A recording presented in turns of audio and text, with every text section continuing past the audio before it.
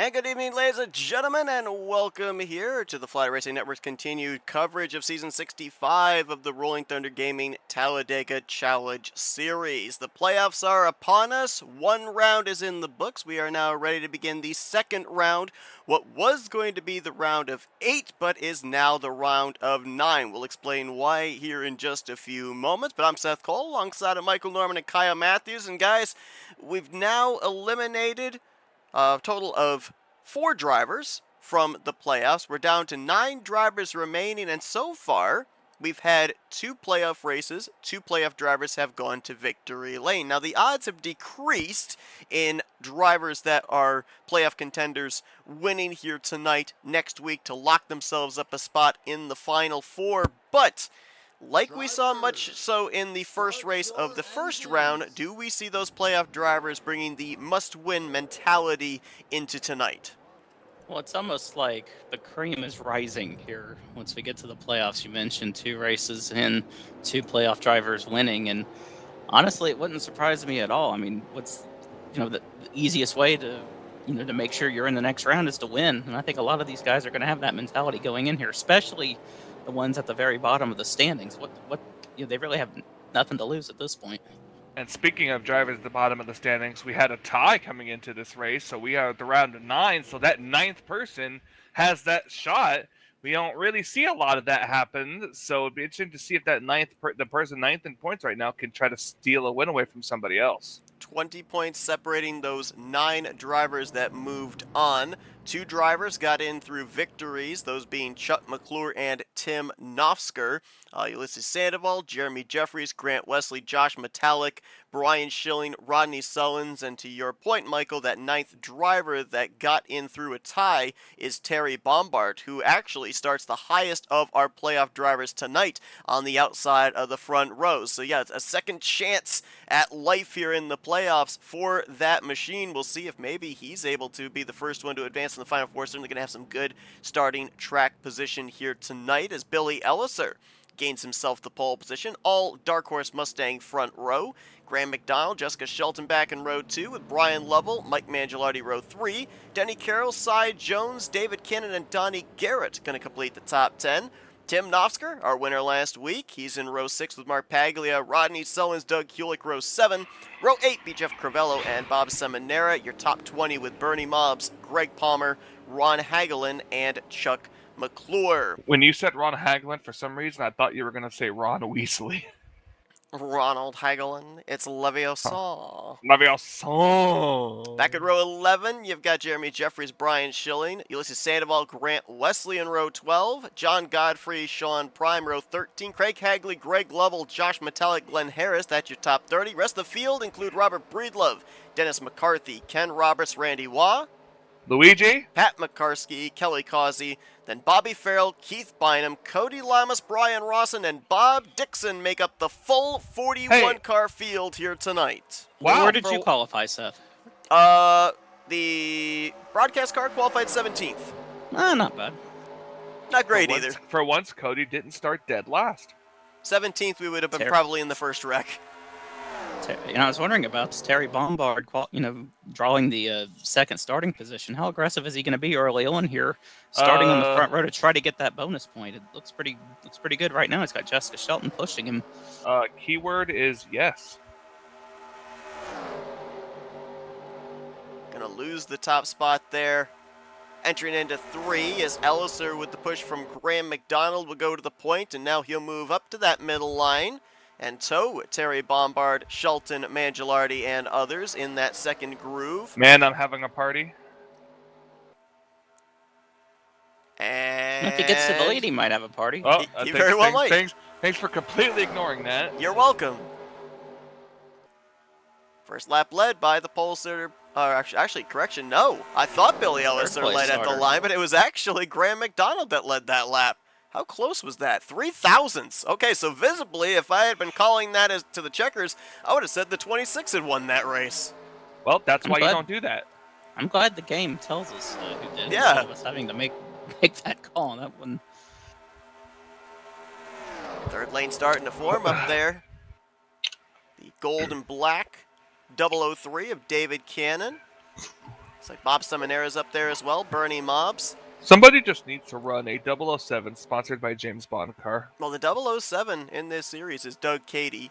Most of the time, he runs the Napa sponsorship. Saw him actually pick up a Bare Bones Challenger win this past Monday night at Indianapolis. Well, Doug, if you ever watch this back, you need to run a James Bond car for me, just for one race. He's the 007, I'm the 07.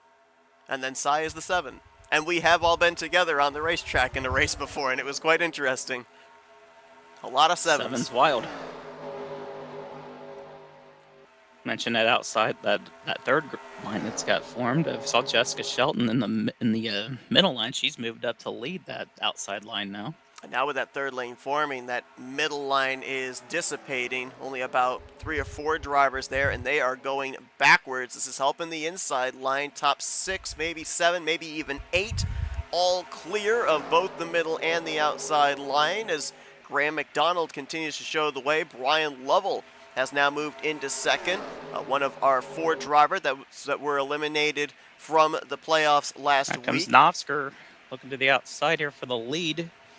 3-time winner on the season, tied with Ulysses Sandoval for most wins here in season 65, and looking not only for back-to-back wins here in the playoffs, but looking for his 3rd win in the last 4 races. Got Rodney Sollins pushing him right behind, along with Terry Bombard and a few others.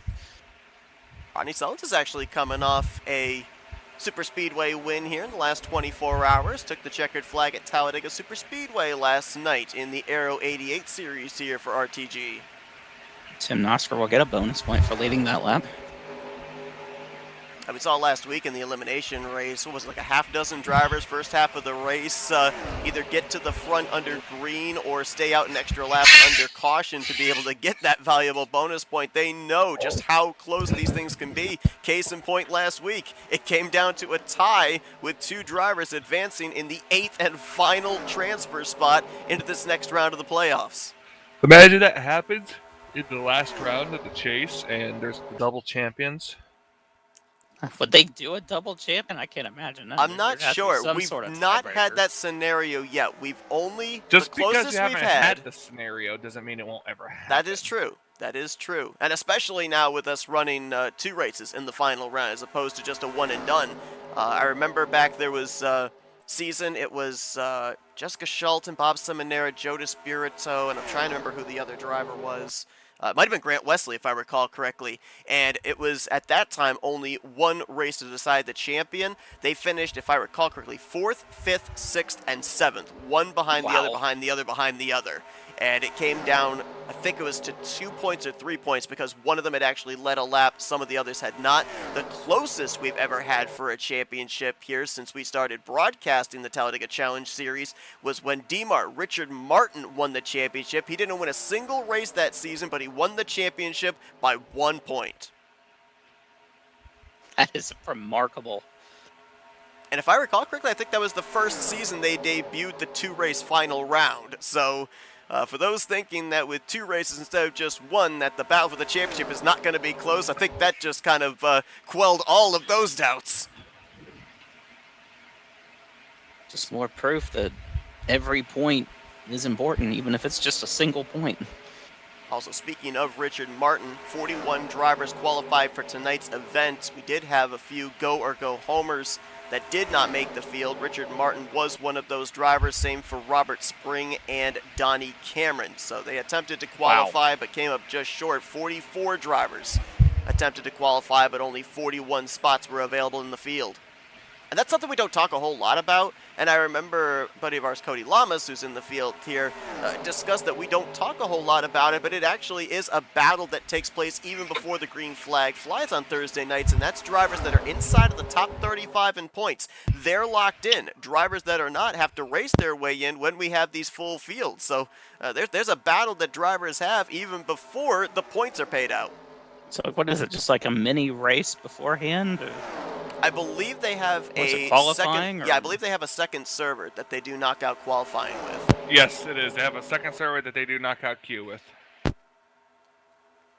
like Rodney Sollins might have the lead here. Not quite. Yes, he is. He is clear of Novsker. Oh, Greg Palmer just got turned off the nose of David Cannon. Novsker is up and over, and this is That's going the to be entire the massive one. Goodness gracious. I know Matt said if it slips, it slips. I almost said the F word, but I was gonna say this is the freaking big one. Good Or actually, no, Lord. I was gonna say this is the entire effing field. It might This be is the easier to name huge the one. drivers that weren't involved, which I think may have only is been just the 2 leader. drivers. To quote Wally Dallenbach from 2014, that is the huge one. That is the huge one. And now it's a question of who just had harmless spins, who got major damage, engine damage. Where did Cody Lamas come out at? Well, there he is right there. I don't see much damage to him, if any, right now. But it's hard to tell. He crossed the line in 40th. We'll have to see where he crosses the line. Hey, His next time remember by.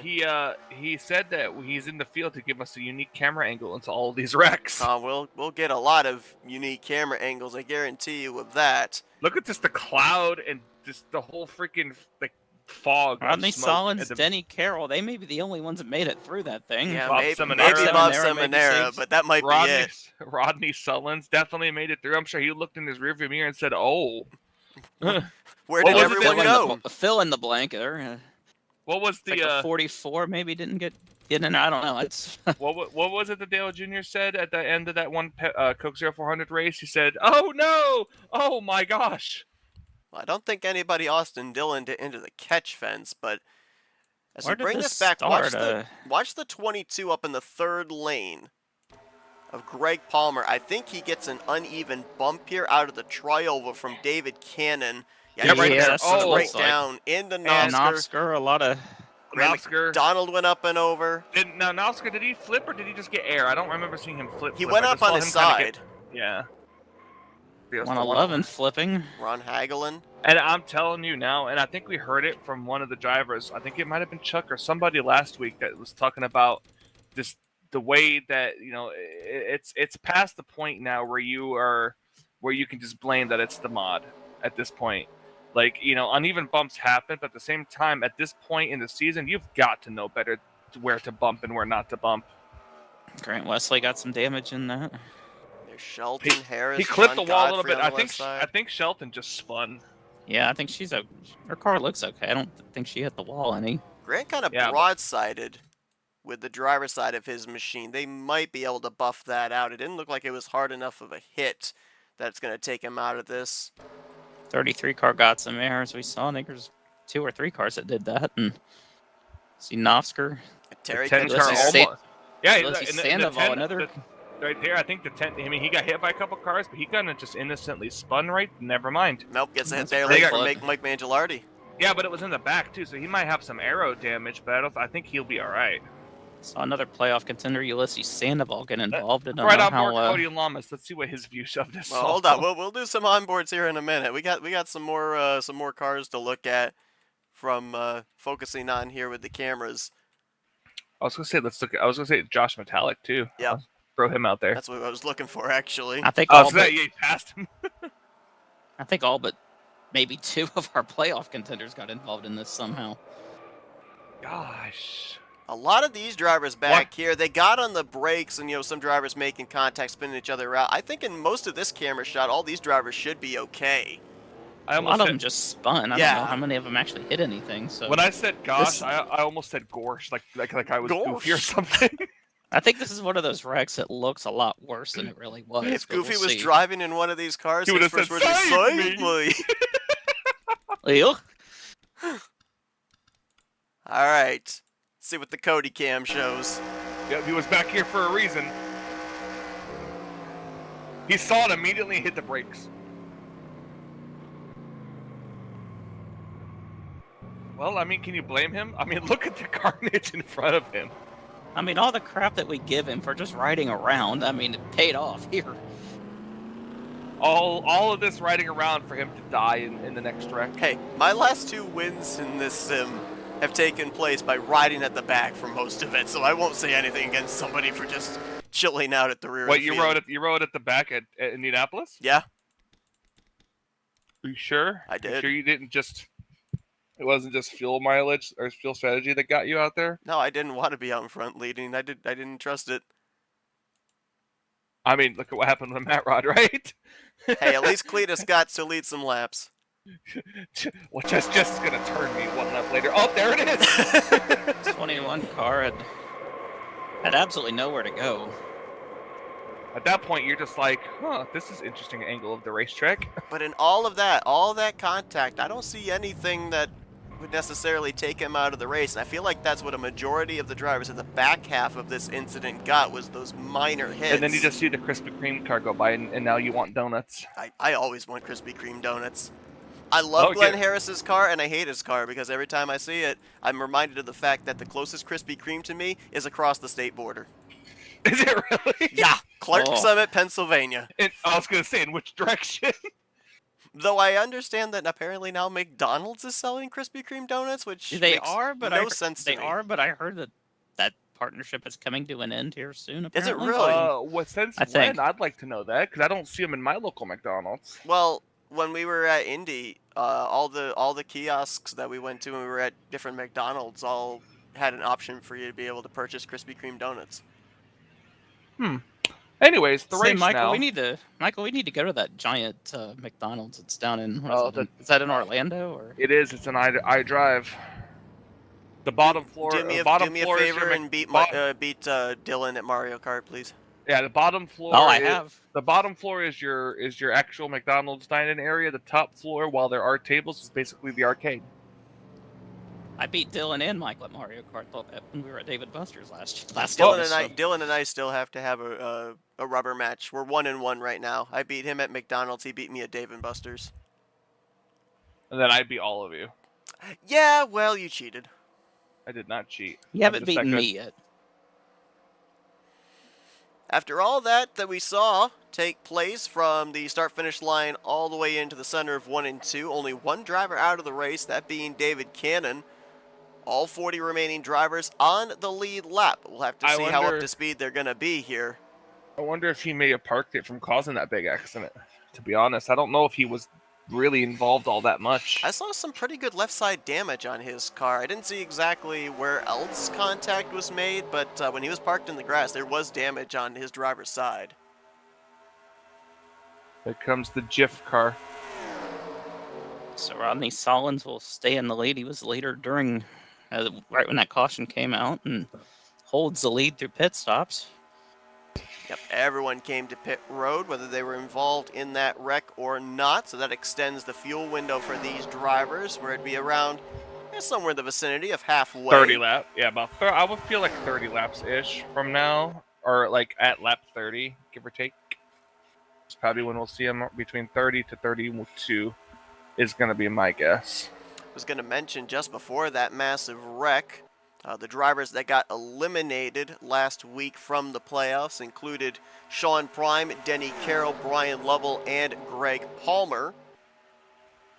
Which, I talk about this all the time in terms of playoffs. It's obviously, it's a gut punch that you're no longer going to be able to battle for the championship, but it's got to be a sense of relief as well, because that's one less thing you have to worry about now. You can kind of go into tunnel vision and just focus on winning races to close out the season. It's a lot of stress that's gone. Don't have much to worry about. Just go out and try to win. Win and you're in is the theme for this series. We were just talking about Krispy Kreme donuts. I see Jif peanut butter up there, and how about some Crown Royal to go with it? How about some Voodoo donuts?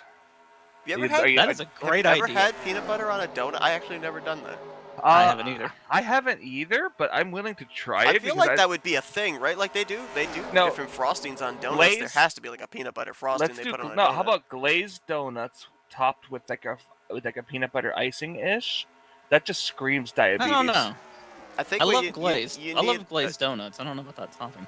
You need like a glazed donut with like maybe like a peanut butter flavored glaze, and then just like sprinkle it with shaved peanut. Let's talk about something else. I'm getting hungry. No, and you're not sending me for food this time. No? Okay. Let's talk about the bracket challenge. That's starting to wind down here. Does that make you hungry too? No, actually it doesn't. I'm for horrible at numbers, brackets. yes. If anything, that makes me queasy in my stomach because I'm horrible at putting brackets together. But Denny Carroll, Ulysses Sandoval are really the only two drivers we're focused on here tonight. We're in the quarterfinals of the bracket Well, I challenge. think they were both in that wreck. No, No, actually, no. Denny got Just through it. Carroll Ulysses was. Denny is right now in second. Ulysses is right now back in the 27th position, but looks like he is up to speed. Those two, one-on-one here tonight. The winner will go on to face Terry Bombard next week. That'll be the semifinals. And then the winner of that matchup will take on Brian Schilling, who's right now running in third. He's waiting in the wings, been waiting for the last 3 weeks or so to see who his opponent is going to be in either the next to last or the final 2 races of the season. Do we have any stragglers? Do we have any victims of this wreck? Yes, we do. Other than Graham coming down pit road. Well, remember, he went up and over and hit the inside wall as well as he's coming to pit road, but looks like he may be the only one. So, yeah, looks like some of these cars, a lot of these cars may have just been simple spins and knocking together. It's only one DNF and only one car off pace. Well, keep an eye on Graham. He might wreck. DNF coming down pit road here.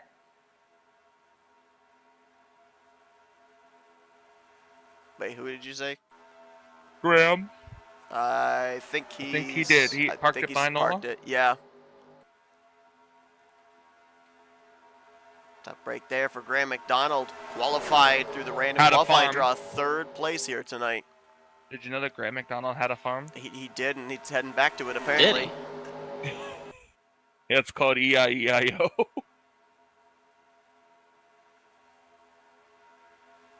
I'm not saying anything. I'm just shaking my for head. the awkward I'm shaking my head disapprovingly. If our broadcast had subtitles, you would just see Shake's head down in the bottom of the screen.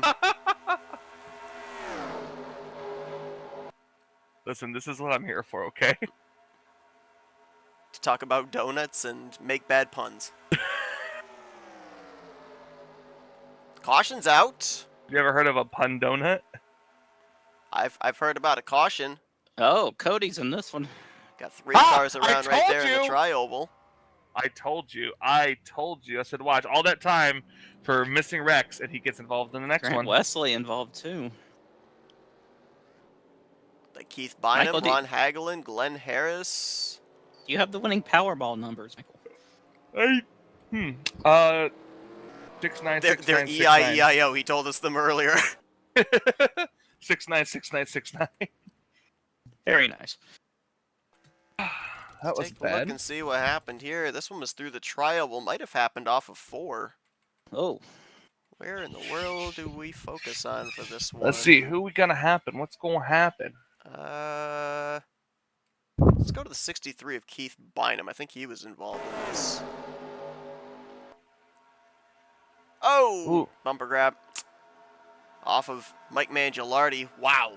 Mike Manham having a party. I guess he wasn't having a party. It's like Either he was shut down. Yeah, either he was having a party and Keith Bynum wasn't invited. So I think Cody might have gotten involved very, very minimally because he was slowing down. I think a car like spun in front of him and just maybe barely clipped him. Because I can't see everything for sure. But that's just my best guess. Also, Sandra Sullins says, Seth, best donut shop in our town serves the Bismarck. A cream filled with chocolate on top. Fantastic. Cream filled with chocolate. Is the Bismarck, is that like a type of eclair? Maybe? Or a Boston cream? That's what it sounds like. Boston cream donuts are the best. As long as it's actual cream and not just like icing. People would hate me if I told them what my favorite donut was. Oh yeah, what's your favorite donut? It was a donut that actually was it was like a normal glaze, but it had coconut shavings on it. Disgusting. I knew you wouldn't like it. Disgusting. I'm more of a regular glazed fan. Those and like Oreo cookies and cream donuts. Those are delicious as well. That's all I'll ever get at Krispy Kreme. I don't really go adventurous at Krispy Kreme. I just get a dozen of the original glazed. Yeah, same. I did try when we were in Bristol one year. They had just come out with churros, and I'm like, you know what? Let's give them a try. I there when when we did that? Yeah, I was, wasn't I? Yeah. I remember that trip. I was bored, and I was like, Seth, take me with you. Yeah, you and me and Nick all went, and I was like, you know what, let's try the churros, and they were, eh. And Seth only missed 3 turns on that track. I did, which is a record. Keeping it focused here just for a moment on the 044 of Brian Lovell, because apparently he had a mechanical failure here under pacing. Just randomly. Hmm. Well, you got to fast forward it a little bit. Let's see where that's at. Do we see any visible smoke? It's saying an engine gearbox, so we might actually not even see any smoke out of the race car. Well, he's still in Boy, fourth that gear was here. caused a little bit of a stack up there. Coming down Okay, pit shifts road. down to second. Everything's fine up to this point.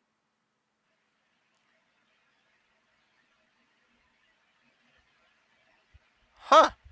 Just retired and maybe downshifted too soon or something.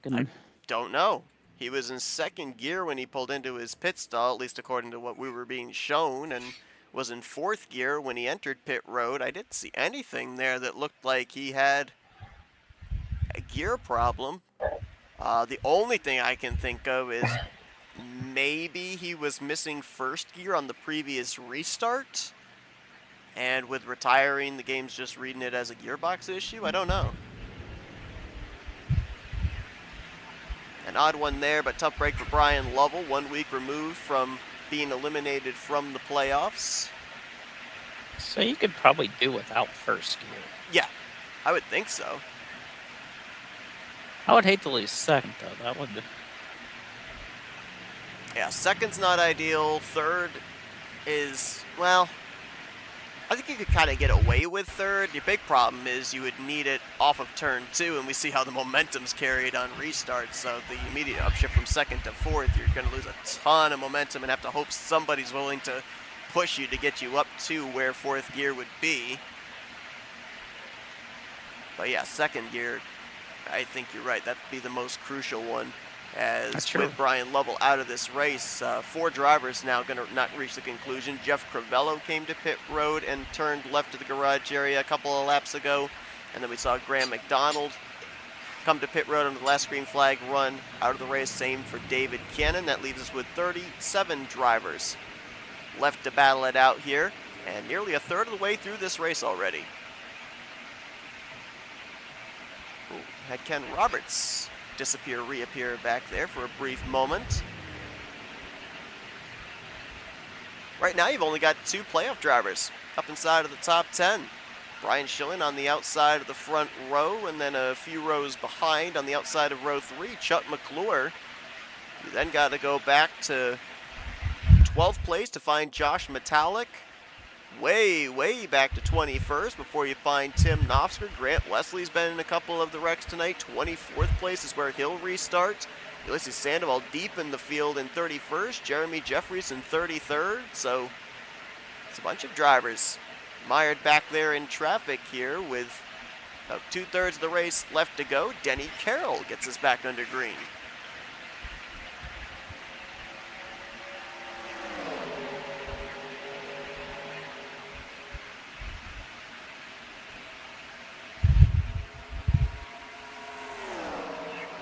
Al says that the Bismarck is similar to a Boston cream, so you hit the nail right on the head there, Michael.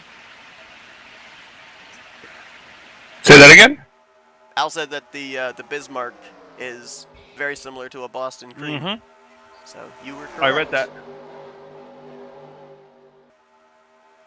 It depends on if Boston cream is an actual circle donut, but is it the circle donut or is it the eclair? What are you more fan? Do you actually like eclairs? So, maybe unpopular opinion, I find the filling of an eclair a little too sweet. Like, almost to the point it's sicky sweet. Okay, have you had a cannoli before? I have.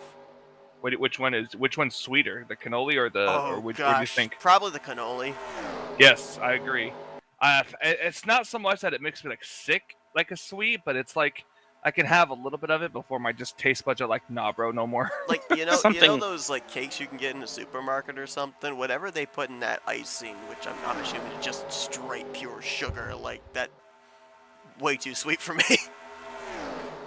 well, something sweet just happened there for Brian Schilling. He got himself a bonus point for leading that lap. I know, Kyle, this is us. We In the- just get sidetracked so In often. the words of Yeah. Colin Mockery, wow, nice segue. I try. Top 3 got broken away Listen, here as well. you two are here to commentate. I'm here to make things interesting. That's what he said those 2 weeks that he was in the field and not in the commentator's booth too. Listen, you guys are here to drive. I'm here to make things interesting. That's why I led a couple of laps. That's when he got the pole. Everyone shook with fear. Yep, exactly. It's all fun and games till the pollster says, let's make things interesting. All the green green flag going into one. Everyone is just praying at that point. It's all fun and games until the leader says, what, turn right? Turn right to go left. It's like our top 6 have got themselves single filed out from Schilling back to Carroll. We were on board with Randy Waugh Luigi? back in that first wreck. Saw him get minimal contact. He's up here in the 4th position. Right behind him, the 31 of Bernie Mobbs. I almost said a fellow Dodge. I'm still trying to get myself out of the habit of calling Bernie Mobbs in a Dodge Challenger. He's in a Chevrolet.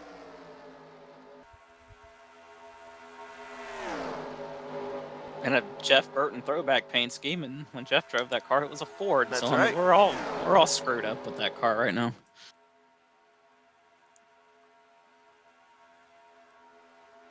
It's like all 37 drivers are up in this lead pack. They're all up to speed, despite the 2 early cautions we've had.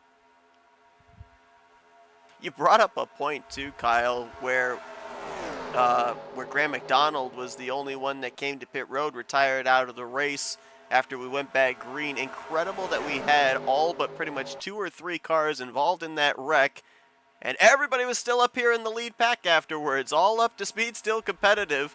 We've seen smaller wrecks, granted maybe a little bit more violent in the corners, and we've seen upwards of half a dozen drivers out of the race. So how does that compute? The huge one only takes out pretty much 1 or 2 drivers. I think the fact that they run on moderate damage has a lot to do with that. If they were running on realistic now, that would be a completely If we were running on different story. realistic, there would be no cars left after that first wreck. Yeah. The first 2 or 3 that were out ahead of it. And who would we have had left? We would have had, what, Rodney? Denny Carroll. Denny Carroll. Dennis and Carroll. Bob Seminara. Yeah. And they were all non-playoff drivers. I wonder, do you think... I was going to say, I wonder, do you think Denny would get mad if I called him Dennis Carroll? I don't know. I don't get mad. I'm not saying it in spite, I promise. Let's just say Dennis Hamlin ruined everything for me, so now I call him Dennis Hamlin. Well, Denny Hamlin ruins everything for everybody. So, I mean... We've gotten ourselves single filed out here. Well, like Denny I say it's that, like, and then Josh Metallic says, no single file. It's like Denny Hamlin just randomly comes across this video later on. Just... Hi, Denny. How you doing? Should we have a... I know that it's not necessarily related to racing, but should we have a moment of silence for our fallen Hulkamaniac? I don't even know what lap we would do that on. Yeah, that's what I was thinking. Like, Well, he was just not 71 laps. You can have a silent 71st lap if you want to. how many world titles did he hold? I think we already passed that number, even though he did have quite a bit. Yeah. Well, I guess for those of you who don't know, yeah, Hulk Hogan has passed away today. Huge loss for the world of not just wrestling, but just entertainment in general. Yeah, I mean... Did a lot outside the ring, started in a lot of movies and TV shows. I mean, yeah, loss of a good wrestler. You know, he wasn't actually the best person outside of wrestling, but most people remember him for his wrestling, and that's what and who we remember. I mean, if it wasn't for him, I don't think wrestling would ever get as popular as it was, especially back in the 80s and then even in the Exactly. 90s. It was funny. I was listening to someone today, and talking about during that era, WWE was the big thing. If he hadn't jumped ship over to WCW and been the third man, there would have not actually been a competitive company against WWF at that time. That's probably true, yeah. Yeah. Not thinking, who knows? But people have to remember also, Hulk Hogan grew up in a very, very struggling time period for, the civil rights and things like that. So, while that doesn't exactly excuse a lot of the stuff he's done, it's got to account for something. When you're grown up and raised in a world like that, it kind of sticks to you. If that makes sense. Oh yeah. It doesn't excuse what he said, what he did, especially in current times. But at the same time, it's like, I'm sure none of that. He's a human being. Exactly. He did some things, later on in his life that really, he really improved as a human being, I think, and yeah, became born again here within the last year of his life, and he was always trying to turn things around. I'm trying to remember who it was, and maybe it wasn't here in RTG, but I feel like there was a series and a season. I don't know if it was when we broadcast or if it was a series that I ran in, but I think there was somebody that at one point ran in an NWO car.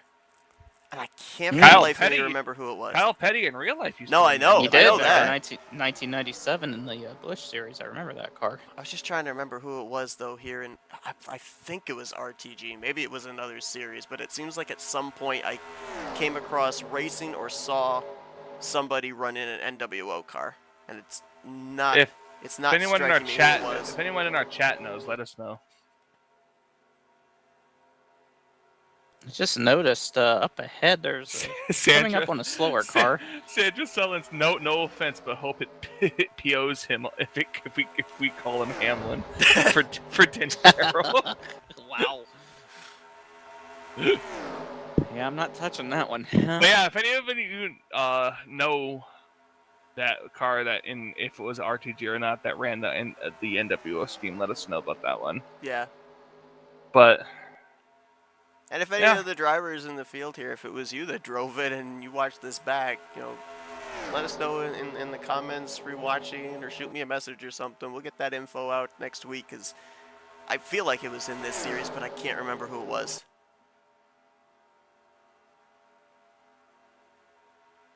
This would have been around the point where we would have had green flag pit stops prior to that second caution. Everybody did come back down pit road under that second yellow, so we're going to now be somewhere around, I'd say, between 5 to 10 laps away from when these drivers have to start thinking about coming down. There's Ron Hagelin, actually, on pit lane. That's what I was seeing here like a lap ago. They were coming up on him fairly quickly, so remember we saw him drift flip back in that first wreck. And it looks like there's another driver that's lost the draft as well. Bob Dixon there in the 143. He's actually a little less than half a racetrack ahead of the leaders. Actually, no, correction. He's a little more, actually more than half a racetrack ahead. I thought the field was making their way through 3 and 4 right there. I'm trying to get a second line moving back. I don't know, about maybe 15th on back. A little bit further, I guess. But yeah, Josh Metallica has not been willing to ride. Saw him trying a lane on the inside line. He only had Tim Nofsker helping him. Now he's got Nofsker, Paglia, Jeffries, McCarthy up there with him, but this is back around the 20th position.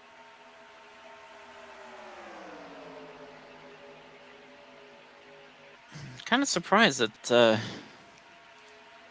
everyone's mostly single file here, except for this group that we're looking at. Well, I mean, we did have a nearly 40-car wreck back at the beginning of this race, so maybe that kind of has scared everybody into thinking we still got a little ways to go here. Let's not tear up our equipment anymore. Well, I think a lot of race car drivers. I think it was a 40-car wreck. It might have been. It was. Well, it seems like a lot of race car drivers have that mentality of what doesn't kill you makes you stronger. So. I survived one, surely I'll survive another. Another one Exactly. happens. Well, another one happens. Well, I didn't survive that.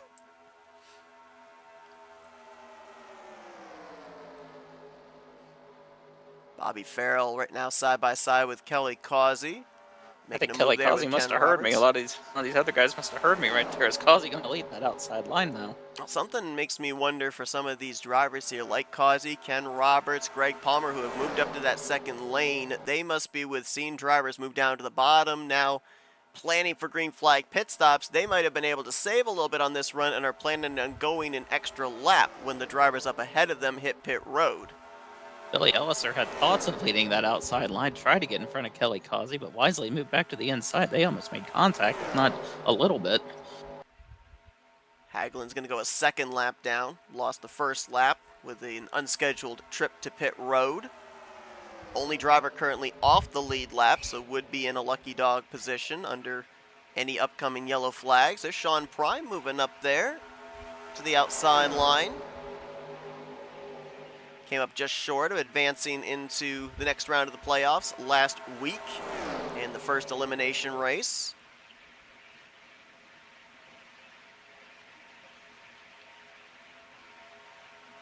Got some pretty good traction on that outside line now. Josh Matalik, as we mentioned, he was back, around 20th when we checked in with him. He's now side by side with Ken Roberts. That's 9th place. Seminara's coming in. Anybody else? Brian Rawson just finished a pit stop. That doesn't Seminara's look in like it. by his lonesome. Boy, that's Lonely. not a good feeling coming to pit road. There's Mangiolini. Mr. Lonely. Mangialardi, I'm sorry, coming to pit road. Mangiolini. Mangiolini. I Squidward can't read. Tortellini. I can't read, apparently. So I've got Mangialardi, Michael's got I'm having a party, and Kyle's got Mangiolini. I'm just going to call out car numbers from now on. I'm not going to try to read names. Just call the first name. It's Mike. I'm laughing too hard at this. We're not laughing at you, Kyle. We're laughing with you. All I keep picturing is Squidward Tortellini.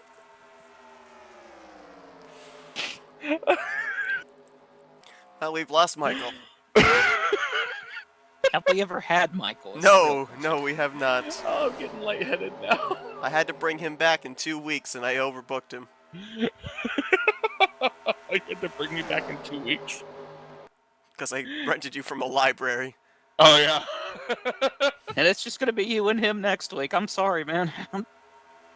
Gonna work again next Thursday? If he's falling asleep, I'll just hit him with a Mike Mangiolini. That'll wake him back up. Speaking of waking up, I think we've got some drivers getting ready to wake up for some pit stops here. I've seen a lot of radios lighting up. Don't you mean some pit crew about to wake up? Yes. Oh, no. Rodney! Oh, man. He should have laid off the brakes. Oh, and 22 going around. Boy, this is a mess here on pit road. I somehow got that all righted, but McCarski's around there at the entrance of pit road. Oh, Greg Lovell's in the grass. We're What happened to banging the fenders. race? Once the race leader? Okay, well, you've gotta give room somehow here, people. I don't think it would hurt them to extend pit road. What about the 38? Did he make it on pit road, or did he go by? No, I think he went by. He didn't even make the commitment cone. If he came down pit road, he'd be having to serve a 30-second penalty. He's probably got no more front tires. Yeah, he smoked them pretty good, didn't he? Okay, here comes the Southern group coming down here.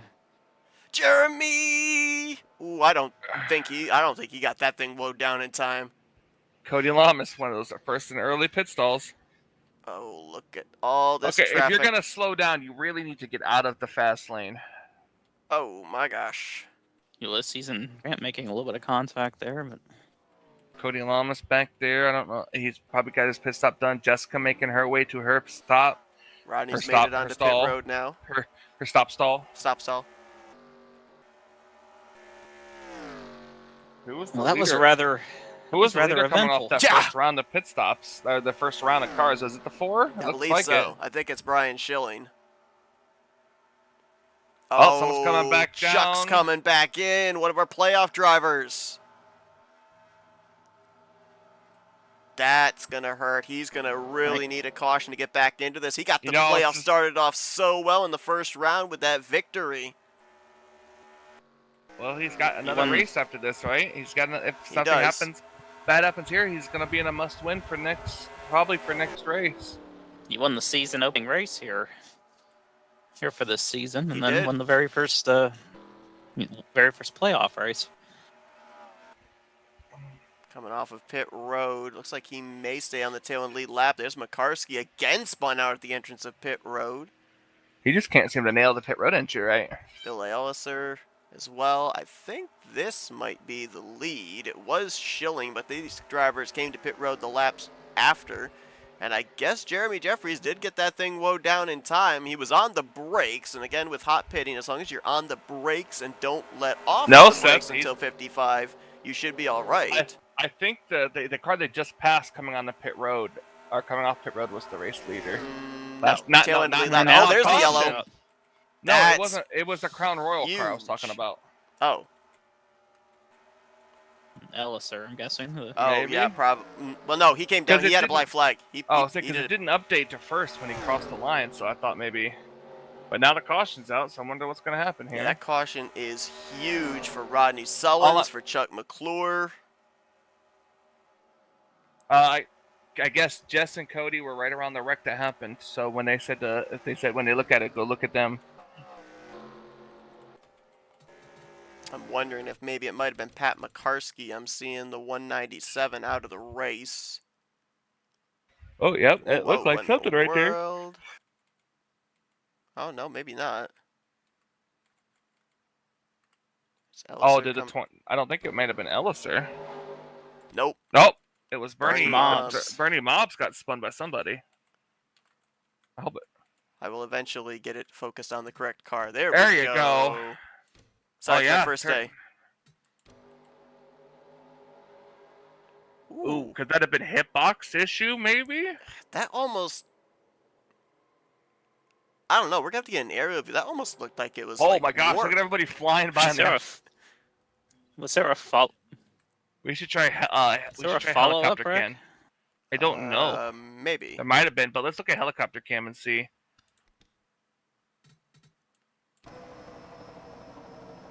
Oh, yep, that looked like hitbox. He was just too close. I mean, who would you put that on? I mean, that looked like they were just kind of arguing over space. Yeah, I'm not honestly sure. There's that follow-up you were talking about, Kyle. Oh, yep, Doug right there. and then Craig Hagley tags Greg Palmer. This is small, Rick. I wonder if something happened in the group that started out with afterward. I'm curious about that. Yeah, the car that retired. Oh, the car that retired was Makarski, and we saw him spinning coming down pit road. Yeah, he probably so he might have just he called might it have at that point. Yeah, pulled it down. The worst feeling is when you do something post race like this, and you feel like you're out of it.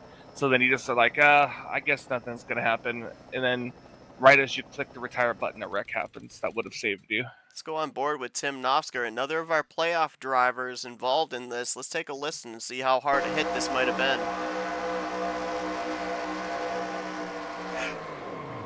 Yeah, you see the hood buckle. That's not good. Yeah, that was a... If he's not out, he's going to be down on power for sure. Saw Nofsker get some damage in that first wreck here early on, and it's the second time we've seen him involved in something. 2 wins in the last 3 weeks, including the regular season finale that solidified him with 2 victories into the playoffs, and then last week a victory in the elimination race that advanced him into this round of 9. Not going to be the finish he's looking for here unless this turns more into a race of attrition in these final 20 or so laps. As yeah, when you see the hood buckle up there on a race car after head-on into the outside wall, what Michael's point there, aero damage is something he's going to be dealing with. Now the question is going to be, what kind of aero damage is it? Do you think that was enough for engine damage? Yes. Looks like Billy Elliser and Ron Hagelin We're the only 2 drivers 1 lap down. Looks like Bob Dixon was just ahead of the leaders when that caution came out, and he's going to take the wave around. So we should have all 34 of our remaining drivers on the lead lap when we go back green.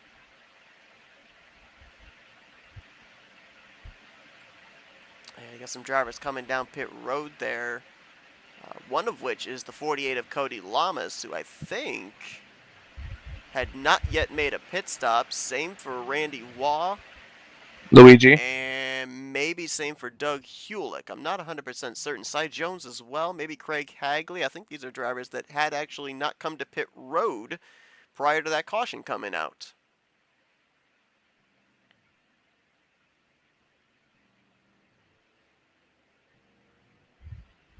So Brian Schilling is going to inherit the race lead here. And then it's going to be Randy Waugh, Luigi. Denny Carroll, Jeremy Jeffries, and Kelly Causey is going to be the top 5. Looks like Grant Wesley will be up to 6th, Sean Prime 7th. Ulysses Sandoval, kind of saw him towards the back most of this race. Now he's back up here inside of the top 10. As he'll restart 8th with Terry Bombard, who started on the outside of the front row in 9th, and Bobby Farrell is going to complete the top 10. All 9 of our playoff drivers are still running, all 9 on the lead lap. Of course, we're going to have to wait and see about the damage there on Tim Nofsker. Chuck McClure is quite a ways back as well in 26th. It's like Tim right now scoring's got him slated to restart in 18th place.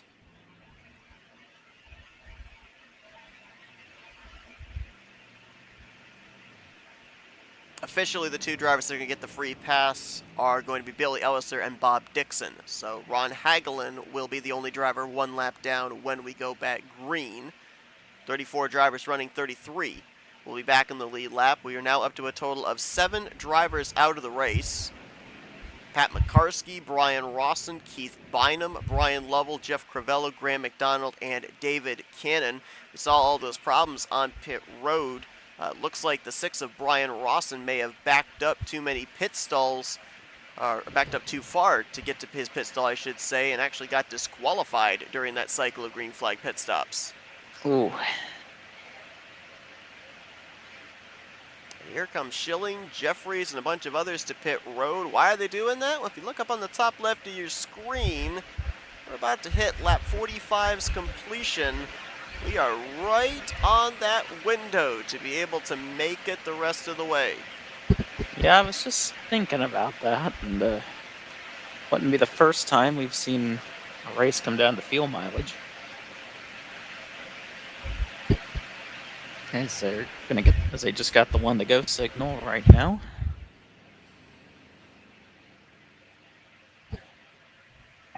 The one to go signal. I believe. Sponsored by One to Go. Sponsored by One to Go. I believe Some that different- every driver, with the exception of Brian Schilling, as far as our playoff contenders, has been involved in something here tonight. Well, Seth, look at how many laps to go we're going to have on this restart. It's strange. 20. It's like we talked about this just 30 seconds ago. It's strange. It's almost like I just wasn't listening to you.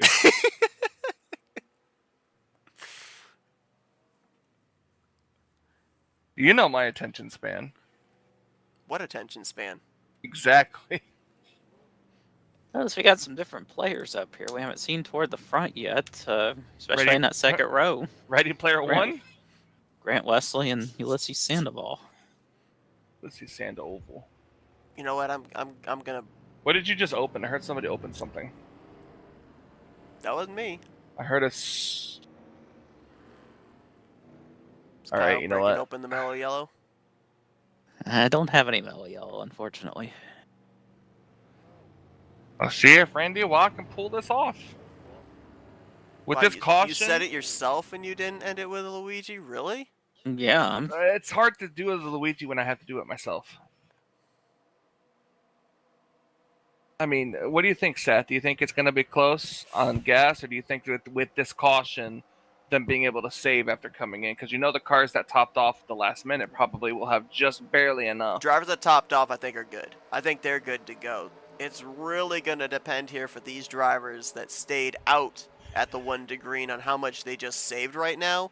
If we get another caution, easily they can make it the rest of the way. But some of these drivers, especially those that are starting up here towards the front and are going to be creating the draft for those behind them, like Randy Waugh on the bottom and Denny Carroll on the top, I don't think you can make it the entire way. I don't think you can make it 20 laps if you lead all of them. Well, I don't think he's going to now, as he got left out to dry by the cars behind him. But Yeah, that if he outside can line is he's got to a lot get a more car. organized. Yeah, he's got to get a car in front of him in order for that to really take effect. Look who's nose to tail, Ulysses Sandoval and Denny Carroll. Who were the 2 drivers we talked about tonight that are battling in the bracket challenge to try and see who's going to face Terry Bombard next week? Those 2. They always seem to find each other. Always. It seems Ulysses Sandoval and Grant Wesley have had quite a number of photo finishes the last couple of seasons here. They're nose to tail, 2nd to 3rd. How about John Godfrey? First time we mentioned his name here tonight. Gilbert! Currently in that 4th position. And Donnie Garrett, now battling for 5th place with Randy Waugh. Luigi. Hey, Michael, if I said Randy Waugh like 6 times in a sentence, would you say Luigi 6 times? Why don't you find out? like. Do we want to find out? Don't know. All of Michael's names are up here at the front. You've got Godfrey in 4th, you've got Randy Waugh in 7th, and you've got Mangialardi! Oh, Terry Bombard in the wall. How did they hang on to that? I don't know. Oh my Amazing gosh. save by both Bombard and who was that? Bobby Farrell. Bobby Farrell, Well, that's yeah. a lot of momentum lost. He had a That save, could an have been a assist lot from worse. the wall, but man. I'd rather lose some momentum than the whole race car. Yes, same. Think he lost maybe 4 spots in that exchange. That, yeah, we'll Allstate Good take Hands that. Driver Award. Wheelman right there for Terry Bombard. And consider this as well. Now, we documented he was the 9th driver. He was the one that was involved in that tie for the 8th and final transfer spot into this round of the playoffs. It was the 3rd man. Whoa! Dennis McCarthy back there getting squirrely. This is for 30th place. All right, people, calm down. So, where's Cody Lamas at? Somewhere in Florida, like you. That's great. I meant on the racetrack. Oh, 28th. Still just holding back. He's still riding. He might as well be our in-race reporter at this point. Like, I think he said it himself. Bring me up and talk to me under caution. It's gonna get to the point where we're gonna call him the alpaca in the backa. No, you know dang well he's gonna fight you on that because he's not an alpaca. He's a llama. There's What's a difference. the difference? There is a difference. What is the difference? That's what I just asked. I don't know, Educate me. I don't know, but there is one. One's used for the sweaters name. and the other one doesn't. Whoa, who was that? Oh, someone just darted. Oh, okay, did he save it? Yeah, they did. Chuck McClure. See, these guys are getting antsy back there, and they're just abusing this race car. I thought, honestly, the way that it looked back there, I thought that car shot straight to the inside wall. When I cycled back, I was shocked to see that they were all going the right direction there. It's another playoff driver with a great save.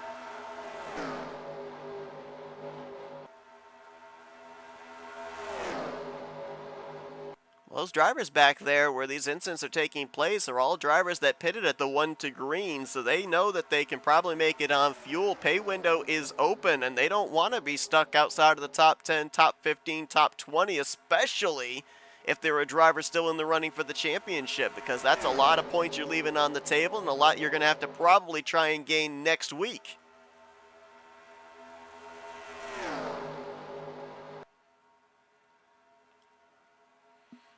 Ulysses came into this race 3rd in the reformatting from the first round to the second round. 4 points out of the points lead.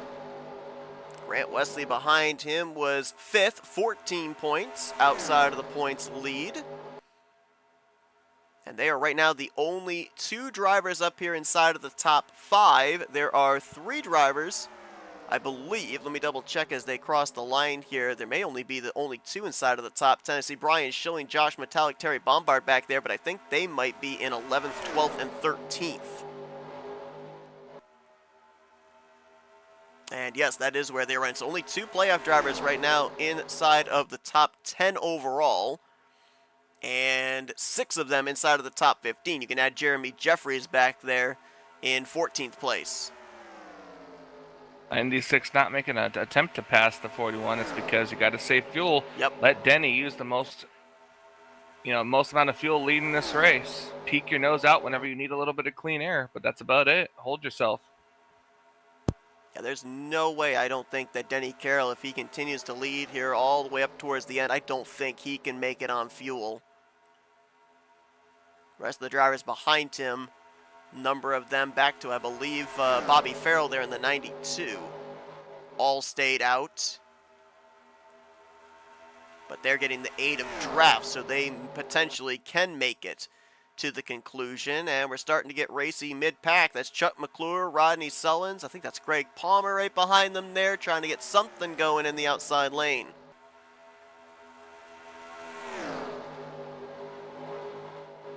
Update on Tim Nofsker. Saw him take that big hit into the outside wall. Saw the hood kind of buckle up on his Gray Ghost machine. He's still up here in this lead pack.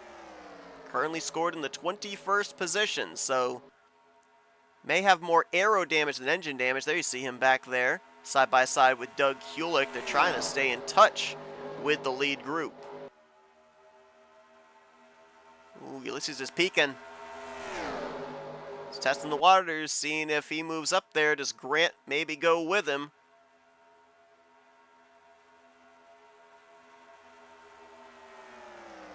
You got to think they're looking back there. They're seeing that outside line coming, being led by that white, black, and blue Monster Energy Chevrolet of Jeremy Jeffries. Jeremy looking for his 2nd win on the season. Again, remember what's on the line for these 9 playoff drivers. You win tonight, you go into next week's elimination race at Talladega already locked into the Final 4.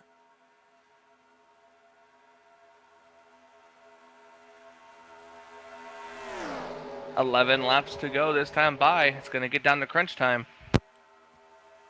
Got that proverbial point of no return. It's been extended a little bit further than what we're used to, since they do have the EXC to maybe expedite the caution laps.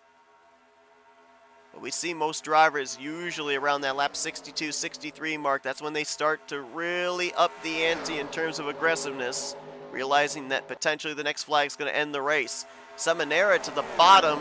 Nobody goes down there with him. You got Brian Schilling and Josh Metallic back there, but it's going to take them a while to get up to the back bumper of his Chevrolet.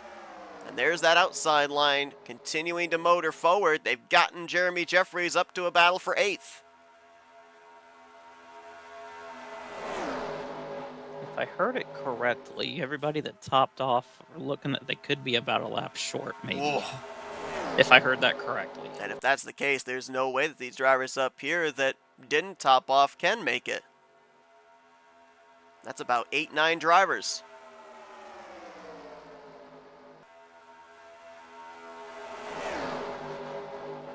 Angelardi down to the bottom. Randy Waugh down to the bottom. I'm almost wondering, I was going to say, I wonder if some of these drivers are dropping low because they're coming to pit road. Yeah. Ulysses will stay out. Try to get a bonus point. It's Mangialardi, Waugh, and Carroll.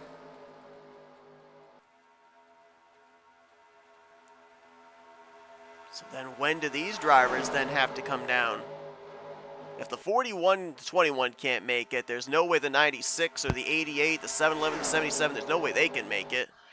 You don't think so? No.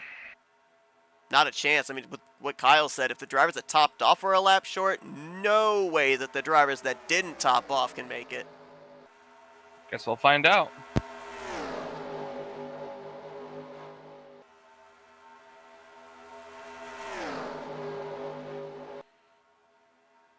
Three wide, that's around the 5th position. Jeffries leading the third line. Seminara leading the inside line. Top 6 in the middle look like they might be clear. Remember, for a couple of these drivers, the previous caution saved their race. Chuck McClure was caught for speeding, had to come down pit road for a pass-through. Rodney Sullins, we saw completely miss pit road. They're now up here inside the top 10. As a matter of fact, McClure is now in the 5th spot. Sullins just outside the top 5 and 6th.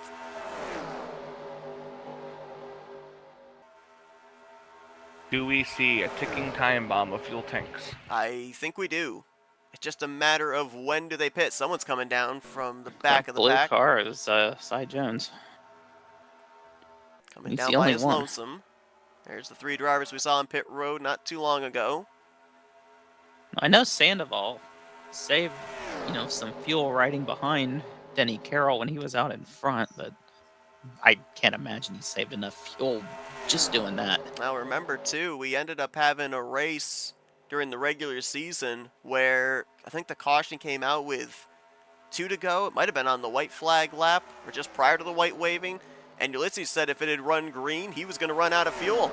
He was able to coast it there on that final lap to be able to pick up one of his 3 victories on the season. He could be in the same type of a scenario here again.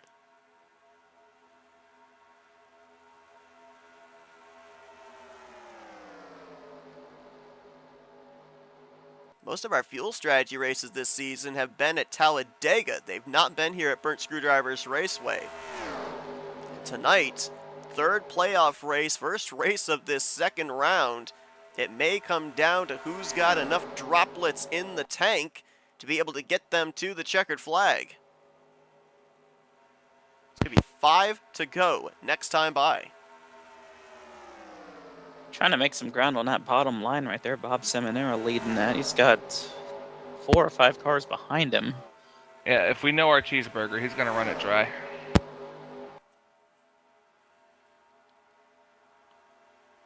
Someone was low there. Were they pitting?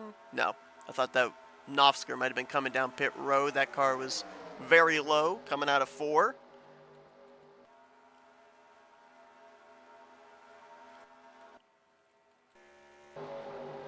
Cy Jones going to get put a lap down here after his green flag stop. How much further can you go? I mean, these drivers are staying in the middle line. There's nobody diving down to the bottom, which would be an indicator that they're getting ready to pit.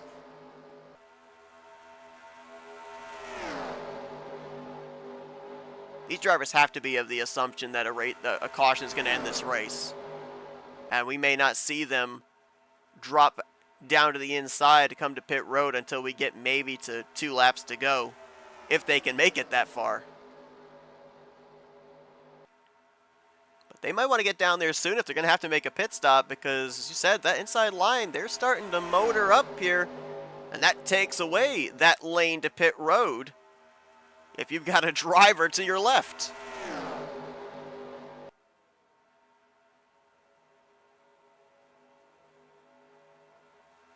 Looked like Donnie Garrett had thoughts of going to that inside line, but I don't think it would really help him that much because he stayed out under that. Well, he didn't top off. I believe the first 4 cars at least. Yes, I believe McClure might have been the highest running that did top off. He and Bob Seminara and Rodney Sullins.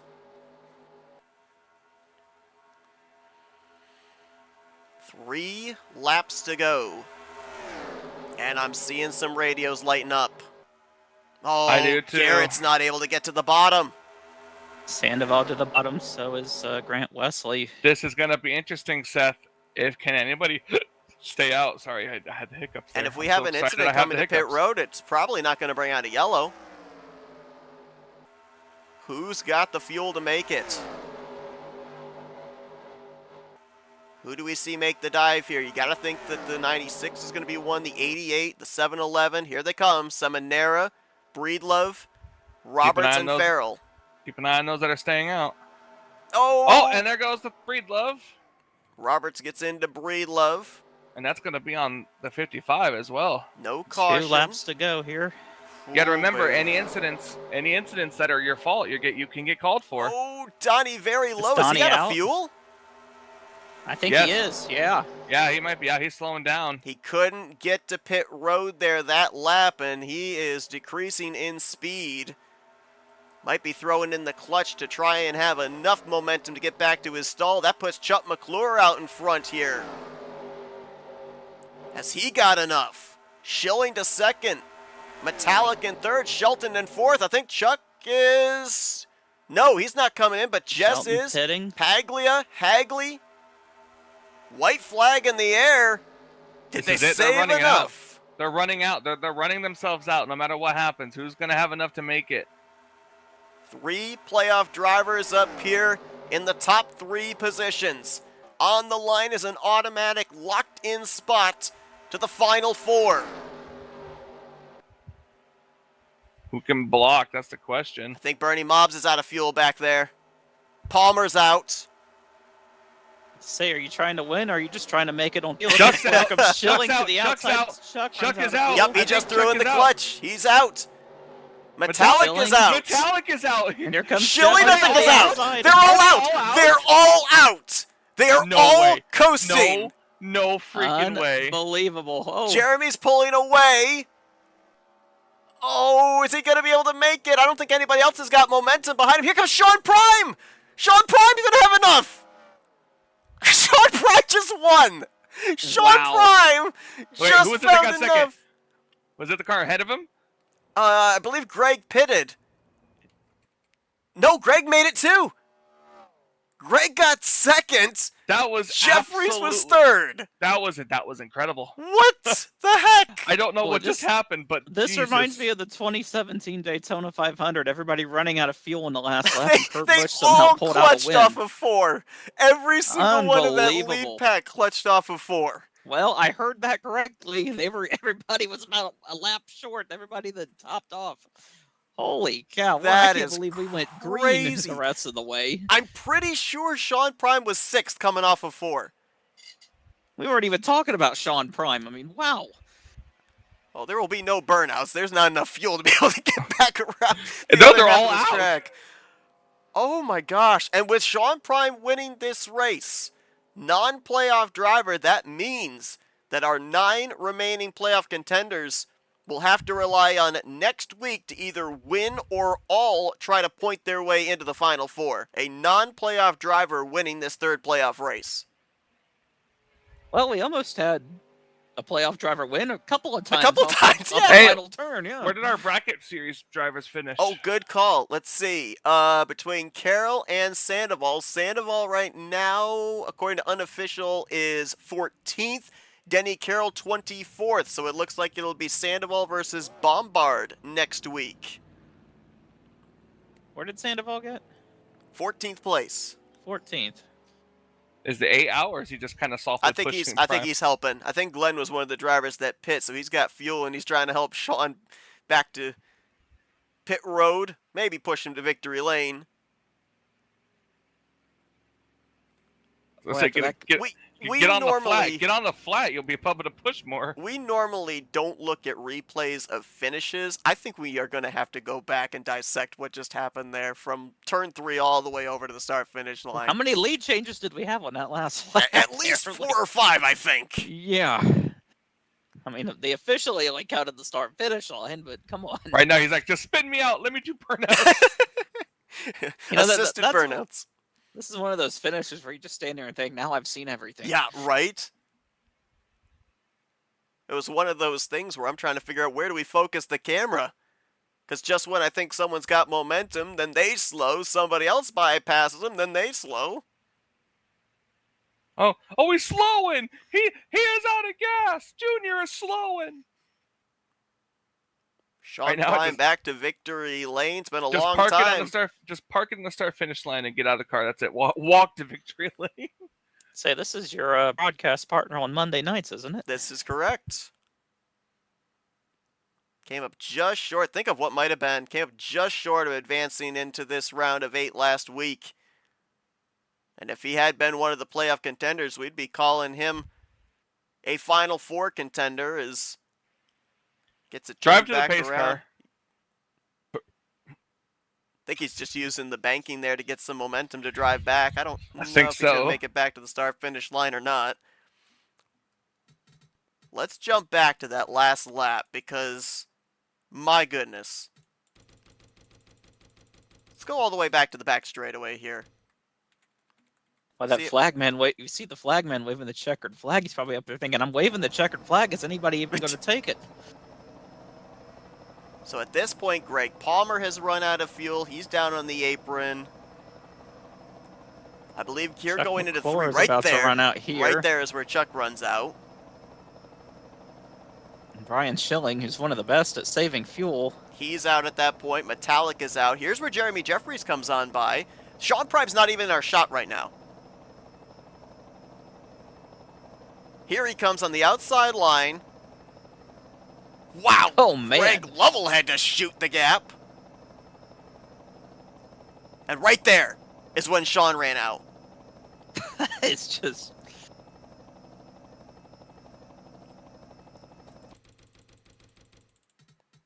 So if I'm counting the cars correctly, I believe Sean Prime was 7th. Yeah, he was 7th when they crossed the line for the white flag. This is on board with the 15 for the final half lap. Take a listen. He clutched for a brief moment on the back straightaway. Another clutch right there. And then at this point, I think he's full throttle all the way.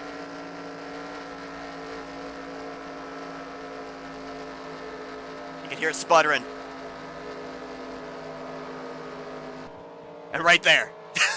I'm telling you, if I was any of these guys in the top 5 on this last lap, I would have had an anxiety attack. I mean, that is just, I can't imagine what they're feeling right now. I mean, how do you first off, keep track of where everybody is in front of you when they're slowing to make sure you avoid them, and at the same time, keep an eye on the needle of your fuel pressure to make sure you know just exactly when do I need to punch this thing to be able to be the first one to the line. And with all that happening, look at the interval. 84 one-thousandths of a second between him and Greg Lovell. We had a near photo finish on fumes here this evening.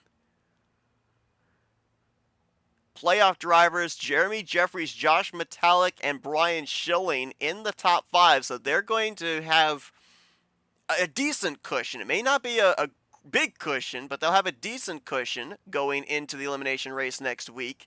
It's like Where did Doug Hewlett come from? 6th place for the 23. He was another, I think, that was able to make it on fuel. None of these top 10 finishers finished under power. I mean, no, that's just... No, even Palmer that we saw run out of fuel in the back straightaway. Chuck, who we saw run out of fuel in turn 3, still were able to finish inside of the top 10. I don't want to hear mostly just from the top 3. I want to hear what everybody has to say about that. Yeah, exactly. Rodney Sullins, Kelly Causey were able to make Can we it just have as a well. conference call? Can we just have a conference just call? Just a giant conference call. Get all of them a headset. Just... So of the drivers that did come to pit road where they finished was John Godfrey, Grant Wesley, Bob Seminary, Alyssa Sandoval, and Bobby Farrell. That was your top 15. So Wesley and Sandoval, the highest finishing of those that had to pit in the closing stages. See, you got to go a long ways down before you find any others. Tim Nofsker, Terry Bombard, 25th and 26th. Cody Lama staying at the back. Where did it get him? 23rd. 23rd. I believe, yeah, Nofsker and Terry were the last 2 of the playoff drivers in the running order, 25th and 26th. For Terry, remember, he was the 9th driver of the 9 playoff contenders. That more than likely is going to be a must-win situation, I think, for him next week to get into the Final Four. For Tim Nofsker, coming off that victory last week in the elimination race, he was the points leader. We'll have to see how many points he essentially gave back after the reformatted points were calculated. Finishing this race outside of the top 20 in 25th position. I don't think he would necessarily be in a must-win situation, but he will be in, let's put it, a must-perform situation next week at Talladega Superspeedway. Well, my goodness. I don't know what else to say. I think it's time to hear what the drivers had to say of what went down there, and let's see if we can dial up our podium finishers. Let's get a hold of the guy that almost looked like he was going to be bringing this thing home with the victory before he ran out midway through the trioval. You need to be more specific on that one. Yeah, that could be a half dozen drivers, right? Yeah, let's get a hold of Jeremy Jeffries. That's User was moved to specific your for you channel. there. Jeremy, it's Michael Kyle Seth up here in the FRM booth. You got us? I do. Dude, that had to be one of the craziest finishes of this entire season. That was pretty nuts. I mean, obviously there's like you and another half dozen drivers. We saw you run out of fuel. I think it was halfway through the trioval. I mean, were you aware of what other drivers' fuel situation was, or did you just have to be completely concentrated on what was going on inside the cockpit of your Chevrolet? The only ones I knew that were going to run out were the ones who didn't top off there with one to go. So I knew they were going to run out. But as far as everybody else goes, there was so much saving going on and not saving at the same time. It was, I don't know. I didn't know what was going to happen with anybody. This is a playoff race. You're a playoff contender. Running the risk here of running out of fuel to be able to lock yourself into the final four. Just how much more pressure does that put on you as a driver? Because Kyle was mentioning it's tough enough when you're in this situation and you're not even really having to worry about points. This might be a regular season race near the beginning of the season. No, this is right plunk in the middle of the playoffs, and an automatic tick into the final round is hanging in the balance. Like, how much more anxiety does that create? It was very anxious. I knew when I topped off, we were going green with 20 to go. I was like, well, I'm not pitting again, no matter what happens. So I'd made my bed, and along with everybody else that was up there, and it worked out some way. I guess I'll take a top three, but man, I thought coming off the travel there, I saw nobody in my mirror, and all of a sudden, here comes these two cars right before the line. You get to that last lap, everybody's running out of fuel. You're close on fuel at that point, or is your number one concern to try to make it on fuel? Or are you thinking, I need to try to win this thing, or how do I? I saw Schilling go up there and start passing people, and I was like, oh crap, I go too. I should have just let him run out, and I might have saved enough to get to the line. Well, obviously, running the risk there to try and lock yourself into the next round, but hey, third place, good run, consistency continues for you here, and, at least going to have a decent cushion back to that cut line as well going into next week's elimination race. So not all bad. It's not the lock-in, but it's at least a step in the right direction here. So it'll be interesting to see after the points are recalculated where this situates you. But man, a nail biter right down here to the end. Congratulations on having the fumes to be able to get across the start finish line. Net yourself a podium finish here in this third playoff race. Before we let you go, Jeremy, floor is yours for thank you sponsors and shoutouts. Congrats to Sean. It's good to see him win out here. When he came back to Thursdays, that was his goal. I know he wanted to be in the chase, and he just missed that win to get him in by a couple weeks. So, but it's good to see him win, and I'm glad it was another chase driver that won. So it's nice being the top chase driver. But thanks to you guys for the broadcast, Sean, Bones, everybody that keeps RTG going, the admins. And everybody out there watching, family, friends, thank you. That was a fun race. Man, that was crazy. I can't wait to watch it back. It was a wild one for us to call, that is for sure. Jeremy Jeffries' third place performance here tonight. Highest finisher of the playoff contenders here in the round of 9. Congratulations on the great run and best of luck on the scenario you have heading into next week's elimination race. Thank you, and I believe the points are updated. Okay, sounds good. We will check in on those here User was moved out in of your just channel. a moment. Let's see if we can get a hold of the driver that brought it home second place here tonight. Non-playoff driver Greg Lovell. User was moved Hey, to Greg, your it's channel. Michael Kyle Seth up here in the FRM booth. You got us?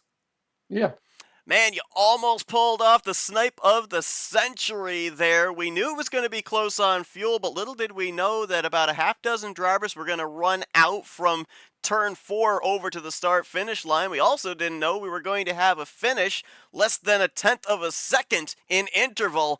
Almost had the momentum to get Sean there at the end. If you'd punched it a little bit sooner, do you think you could have gotten it? Because it looked like in terms of his fuel and your fuel, you had a little bit more than he did. Yeah, I think I just made the wrong move when I went low. Josh was out of gas, and so was the 4, and I had to split in between them. I think if I'd have stayed high and just stayed behind Sean, I could have passed him because I think I had just a little bit more gas. Yeah, talk about that situation there too, because, with not knowing exactly what everybody's fuel numbers are looking like, exactly when they're going to start sputtering, how do you position yourself with different drivers all kind of straddling different lanes just in case the car in front of them runs out? It's hard to tell, man. Who's got enough? Who don't have enough? Who's going to run out in turn 4? Who's going to run out in the tri-oval? You just don't know what's going to happen, man. You just have to pay attention and keep your eyes open, really. We talked I mean, it's crazy.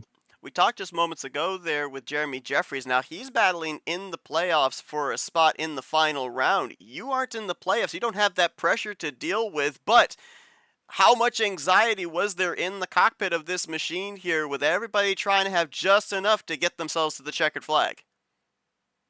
A lot, actually, to be honest with you, because I didn't know who could make it, who couldn't.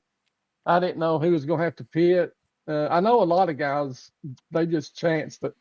They just stayed out and just said, I'm going for it. And I told Brian Love, I said, I'm staying out. I'm not pitting. I'm just going to go for it. If I run out, I run out. I ain't got nothing to lose.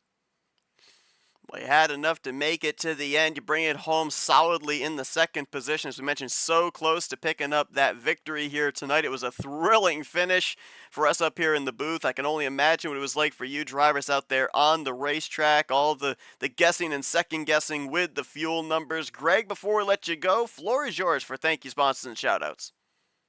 Yeah, give a shout out to the admins here and David and Sean Prime, the owners, and they do a good job running this place.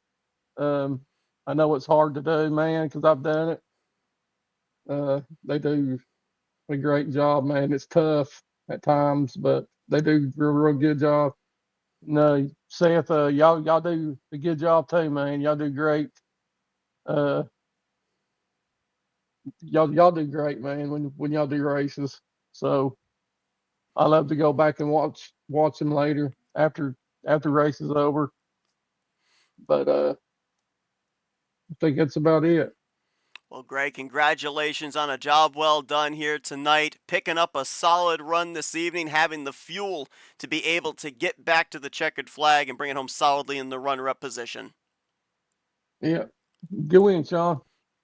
Greg Lovell, second place here this evening, User his was moved out second of your top channel. 5 on the season. And let's see if we can dial up a first-time winner here in Season 65, and a long time since he's been to Victory Lane here on Thursday nights. Let's get a hold of Sean Prime. User was moved to Hey, your Sean, it's channel. Michael, Kyle, and Seth up here in the FRN booth. You got us?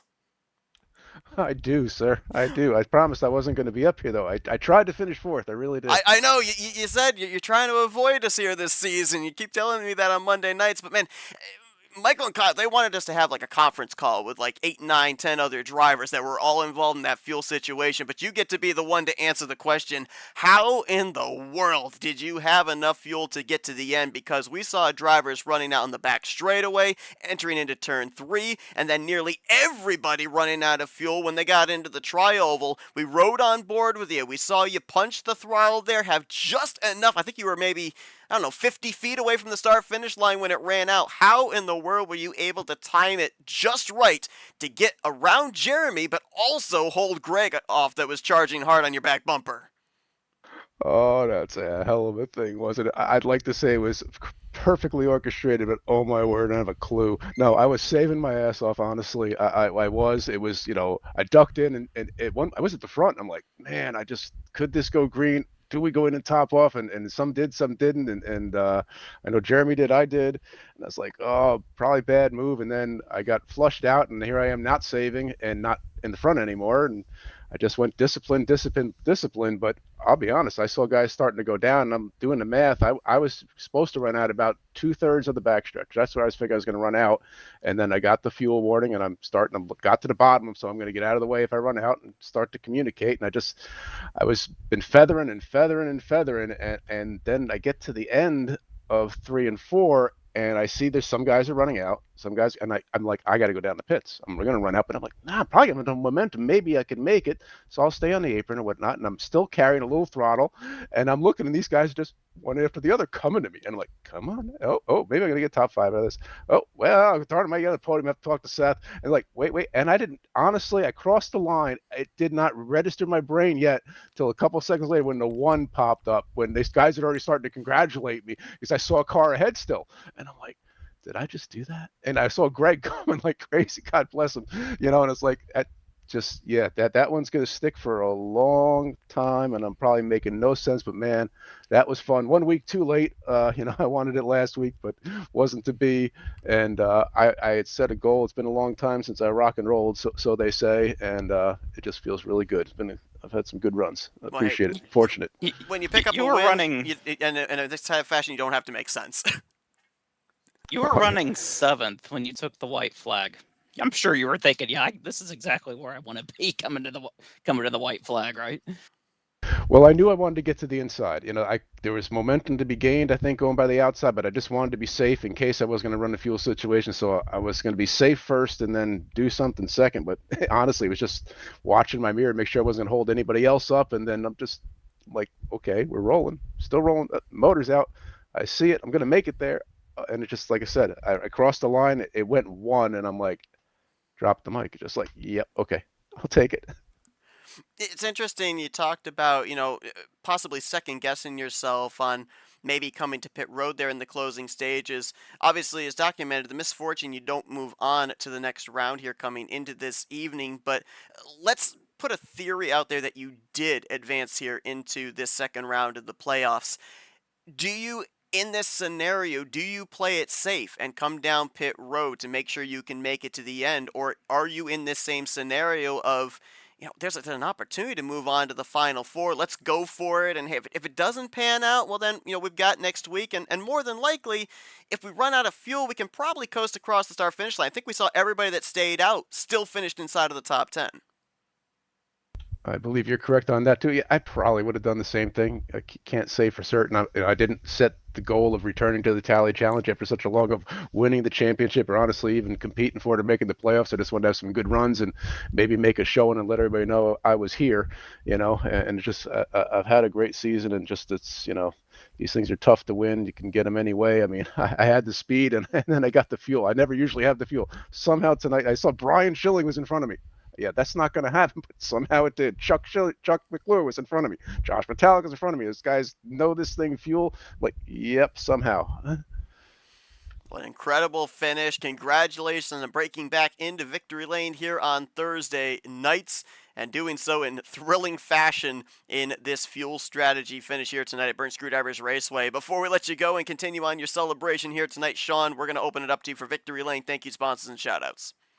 Well, first off, I want to thank you guys for another awesome broadcast, and the sponsors of Ultimate Garage Floors and Donnie Garrett, Bob and Tom Dixon, Rodney Sullins, and awesome freaking Rodney Sullins paints. I don't know if you saw this car, but that's a Rodney special. I try not to make it upside down so you can read the bottom and make sure it is, but it's an authentic Rodney special. I can promise you that. Mark Paglia and Race LM Race Servers and everybody who helps contribute things to here. The Thursday admins, Josh and Tim and Rodney, their team, and honestly, all the damn staff here at RTG and the drivers that just make it fun to keep doing this thing so many years, so many times, over and over, year after year, season after season. It gets tough, honestly. We're all getting old and wearing thin, but races like this and good guys is what keeps us doing it and coming back. And just a great night, and I'll enjoy watching this back, and I'll be back to see you for some insane action from Iowa on Monday night. Absolutely. Looking forward to, the anxiety of the closing stages of tonight's race, and in elation and relief for Sean Prime as he takes the checkered flag here tonight at Burnt Screwdrivers Raceway. Congratulations on a job well done. Tremendous fuel strategy there at the end to be able to coast across the start-finish line, Sean. We'll let you get back to you celebrating. Thank you, sir. Hope I got all the thank yous out there. Appreciate it. And thank you again to you guys and to Bob and Tom and all the guys that make it go. Thank you. Sean Prime with the victory here tonight. Non-playoff driver goes to victory lane. So at this point in time, whoever our final 4 are going to be right now, they will have to point their way into the next and final round. There is an opportunity for a driver to win their way into the final 4 next week. But right now, a lot of emphasis is put on points. And speaking of Final those 4 or points, 5. or 5 or 6, who knows what the scenario might potentially be when we get the checkered flag next week, and it's still super close. We've actually got a tie right now at the top of the standings between Chuck McClure and Jeremy Jeffries. Ulysses Sandoval sits third. He's 5 points out of the points lead. Josh Metallic is right now going to be the cut line driver. We'll be talking a lot about fourth in the standings heading into next week's elimination race. He is 6 points out of the points lead, 1 point over Brian Schilling in fifth, 6 points below the cut line in sixth is Tim Nofsker. Grant Wesley, Rodney Sullins, they are only 8 points below the cut line in a tie for seventh. And Terry Bombard, as mentioned, he came in the 9th seed of the reformatted playoff standings for the second round. Didn't have the best of runs here tonight. He is a total of 28 points below the cut line, more than likely going to be in a must-win situation unless about 4 or 5 drivers ahead of him run into some issues next week and he can net a solid top 5 or top 10. That is still possible, but borderline must-win situation if you're the 10 car. And you know, think about tonight. This is the beauty and the curse, I guess we could say, of super speedway racing. Beginning stages of this one, we had nearly 40 cars wrecked over in turn 1. End of the night, we've got about a half dozen drivers coasting to the start-finish line for the checkered flag. You never know what kind of a race you're going to get when it comes to a super speedway. Oh, wow. Yeah, that's the truth. Yeah, you don't, and that's what makes it more interesting to watch. All those scenarios that you just ran through. Boy, I wish I could.